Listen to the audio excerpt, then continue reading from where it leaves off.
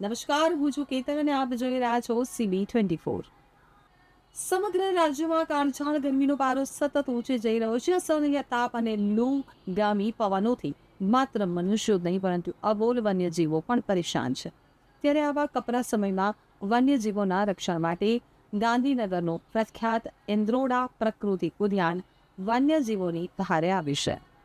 One અને પર્યાવરણ મંત્રી શ્રી અર્જુન મોઢવાડિયા તેમજ રાજ્યમંત્રી શ્રી પ્રવીણ માણીના માર્ગદર્શન હેઠળ ગીર ફાઉન્ડેશન દ્વારા ઇન્દ્રોડા પાર્કમાં ખાસ માઇક્રો ક્લાઇમેટ ઊભું કરવામાં આવ્યું છે।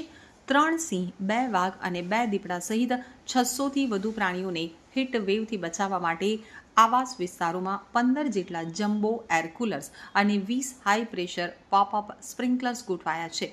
બપોરે 1 થી 5 વાગ્યા દરમિયાન આ ફુવારાઓ સતત ચાલુ રાખી કુદરતી ઠંડક પ્રસારવામાં આવે છે।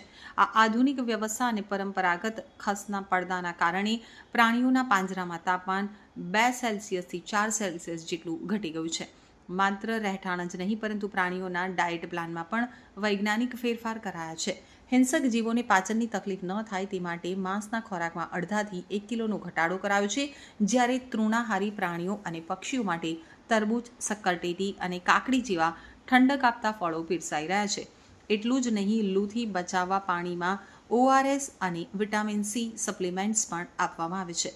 જંગલમાં મુક્ત વિહાર કરતા નીલ ગાય અને મોર જેવા જીવો માટે અલગ અલગ વોટર પોઇન્ટ્સ બનાવાયા છે અને વન્યજીવોના હેલ્થ મોનિટરિંગ માટે 24 કલાક વેટરનિટી ડોક્ટર્સની ટીમ તૈનાત રખાઈ છે।